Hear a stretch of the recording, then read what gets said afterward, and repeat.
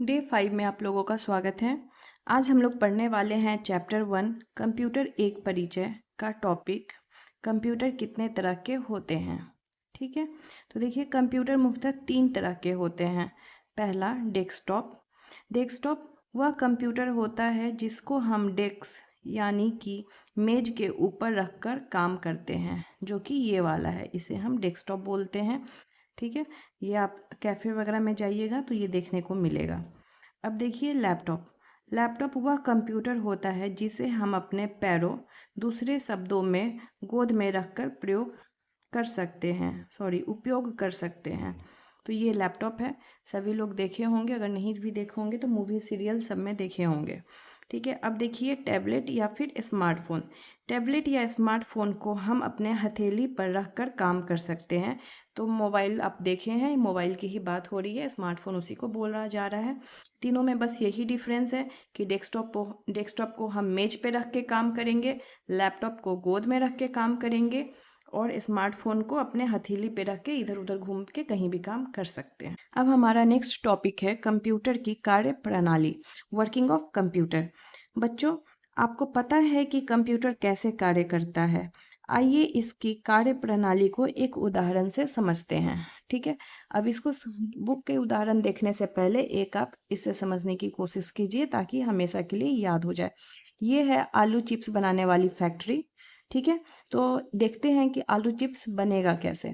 तो ऑब्वियस सी बात है, पहले खेत से क्या होगा, उसमें आलू लेकर जाएंगे। ठीक है, उसमें खेत का जो आलू निकलता है वो आलू जाएगा।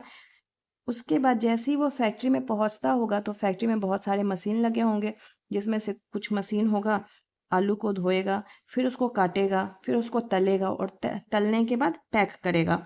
पैक करके वो फिर मार्केट में आ जाएगा। मार्केट में आते ही मतलब दुकान में आ जाएगा, फिर आप यहाँ दुकान से ये खरीद के खाएंगे लेज। ठीक है, तो इस प्रोसेस में जो ये पूरे प्रोसेस है इसको समझने की कोशिश कीजिए। ये जो कच्चा आलू इसमें गया, ये हमारा कंप्यूटर की भाषा में क्या हो जाएगा, इनपुट हो जाएगा। हम लोग पहले भी पढ़े हैं, ये इनपुट हो जाएगा। और जो ये प्रक्रिया कर रहा है ना, फैक्ट्री के अंदर ये जो मशीन प्रक्रिया कर रहा है, ठीक है, इसको हम क्या बोलेंगे, इसको हम बोलेंगे प्रोसेस। ठीक है, इसको हम बोलेंगे प्रोसेस। और ये जो लेस बन के मेरा आया, इसको क्या बोलेंगे, आउटपुट। ठीक है, ये हो गया हमारा आउटपुट।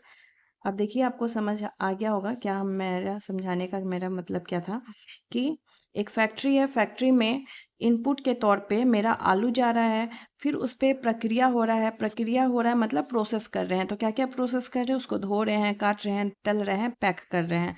फिर उससे मेरा आउटपुट निकल के क्या रहा है कि हमारा लेस बन रहा है। ठीक है, तो सेम इसी तरह हमारा एक कंप्यूटर काम करता है कि हम उसको इनपुट देते हैं।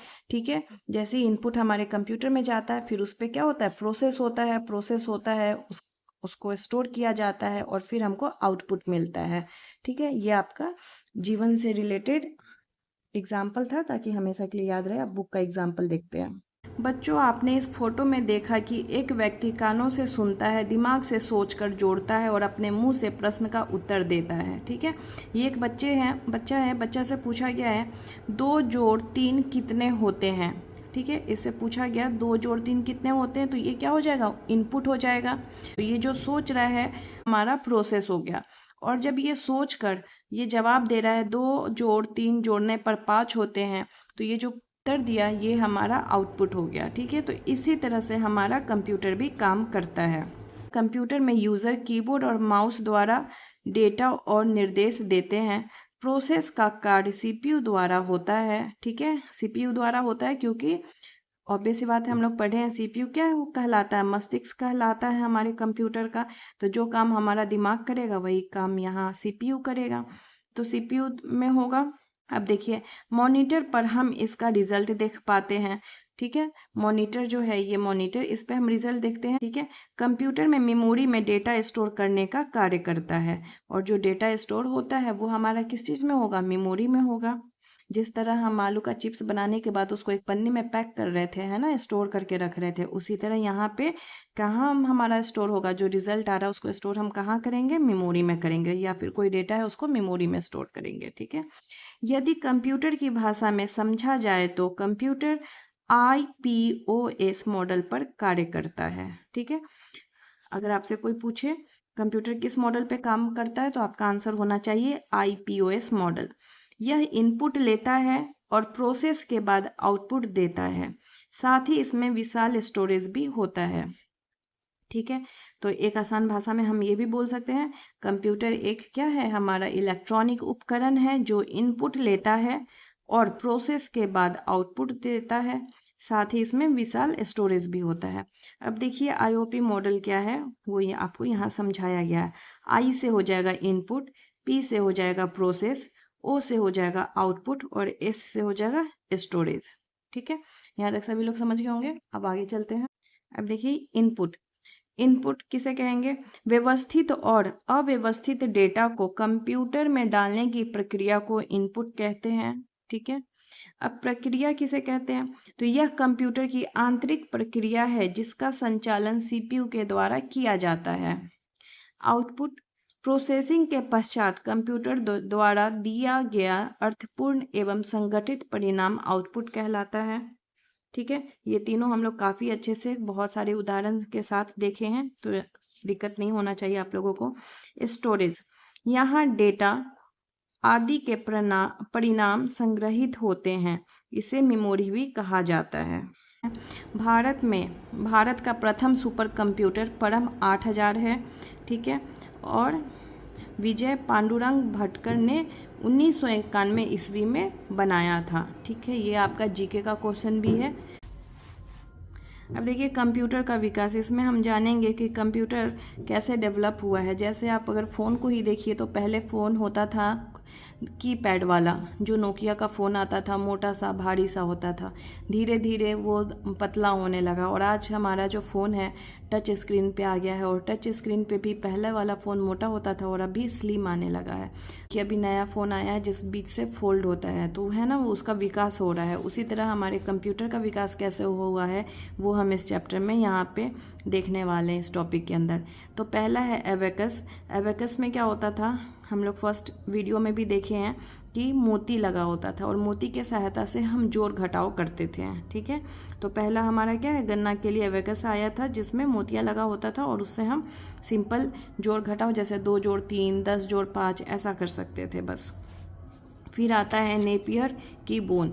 नेपियर की बोन आप देखिए 17वीं सदी में, ठीक है, 17वीं सदी में स्कॉटलैंड के गणितज्ञ हैं जॉन नेपियर। ठीक है, उन्होंने कुछ आयतकार पत्तियों का प्रयोग हिसाब यंत्र के रूप में किया जिसकी सहायता से गुणा करने की प्रक्रिया अत्यंत तीव्र गति से की जाती थी। तो पहले वाले में क्या हो रहा था, हमारे एबेकस में बस जोड़ हो सकता था, जोड़ घटाव सिंपल वाला। फिर नेपियर का जब आ रहा है, नेपियर बोन आया, तब यहाँ से आप उसको गुना भी कर पा रहे हैं, वहाँ से गुना करना स्टार्ट हो गया। अब देखिए पास्कल का कैलकुलेटर। फ्रांस के ब्लेस पास्कल ने सन 1642 में एक मैकेनिकल डिजिटल कैलकुलेटर का निर्माण किया जो दशमलव अंकों को सिर्फ जोड़ या घटा सकता था। अब गुना के बाद यहाँ पे हम दशमलव वाला भी काम इसमें कर सकते थे, दशमलव वाला जोड़ घटाव कर सकते थे। उसके बाद आया है लिवनीज कैलकुलेटर। सन 1673 में जर्मन गणितज्ञ लिवनीज ने भी हिसाब यंत्र प्रस्तुत किया था। इसकी सहायता से गुना, बट्टा तथा वर्गमूल आदि प्रक्रिया संपादित हो सकती थी। ठीक है, अब देखिए आगे difference engine and analytical engine.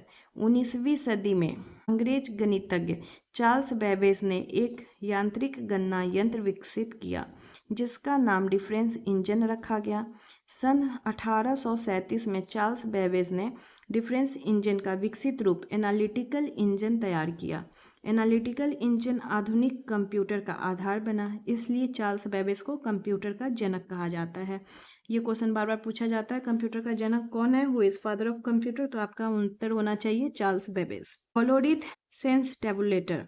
सन 1890, ठीक है, अमेरिकी वैज्ञानिक हरमन होलोरिथ ने पंच कार्ड को विद्युत द्वारा संचालित कर टेबुलेटर का आविष्कार किया था। इस टेबुलेटर का प्रयोग अमेरिकी जनगणना में किया गया था। अब देखिए कंप्यूटर की पीढ़ी में अगर, तो अभी हम 5वीं पीढ़ी में चल रहे हैं। पहली पीढ़ी जो है 1940 से 1956 तक है। इसमें क्या है, इस पीढ़ी में वैक्यूम ट्यूब का यूज़ होता था। कंप्यूटर बनाने में वैक्यूम ट्यूब का यूज़ होता था और इसके वजह से कंप्यूटर हमारा बहुत बड़ा होता था, महंगा होता था और ज़्यादा बिजली लेता था। पहले जो कंप्यूटर होता था, एक रूम का कंप्यूटर होता, उसका साइज़ इतना ज़्यादा बड़ा होता था। फिर दूसरी पीढ़ी में आइए तो 1957 से 1963, ठीक है, इसमें क्या होता है, ट्रांजिस्टर का यूज़ होने लगा, जिसके वजह से कंप्यूटर का साइज़ क्या हो गया, थोड़ा छोटा हो गया और तेज भी हो गया और अधिक विश्वसनीय भी बन गया। तीसरी पीढ़ी में देखिए 64 से 71, 1964 से 1971, इसमें इंटीग्रेटेड सर्किट का आविष्कार हुआ और कंप्यूटर को और अधिक कॉम्पैक्ट और सस्ता बना दिया, मतलब कंप्यूटर का साइज़ और छोटा हो गया। अब चौथी पीढ़ी है 1971 से 1980। पीढ़ी माइक्रो प्रोसेसर के आविष्कार ने व्यक्तिगत कंप्यूटरों के विकास का मार्ग प्रशस्त किया। ठीक है, तो यहाँ माइक्रो प्रोसेसर का यूज़ हो रहा है। और पाँचवीं पीढ़ी जो कि 1981 से स्टार्ट होकर अभी भी चल रहा है, देखिए पाँचवीं पीढ़ी के कंप्यूटर में कृत्रिम बुद्धिमत्ता, मशीन लर्निंग और नेचुरल लैंग्वेज प्रोसेसिंग जैसी उन्नत तकनीकें शामिल हैं। तो आपको ये पीढ़ी याद रखना है।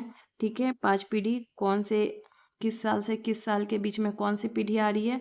और इसके लिए पहला पीढ़ी में आप वैक्यूम ट्यूब याद रखेंगे, दूसरे में ट्रांजिस्टर, ठीक है, तीसरे में इंटीग्रेटेड सर्किट, चौथे में माइक्रो प्रोसेसर और पांचवा में एआई, कृत्रिम बुद्धिमत्ता। नेक्स्ट है क्वेश्चन आंसर, वो हम लोग दूसरे वीडियो में करेंगे।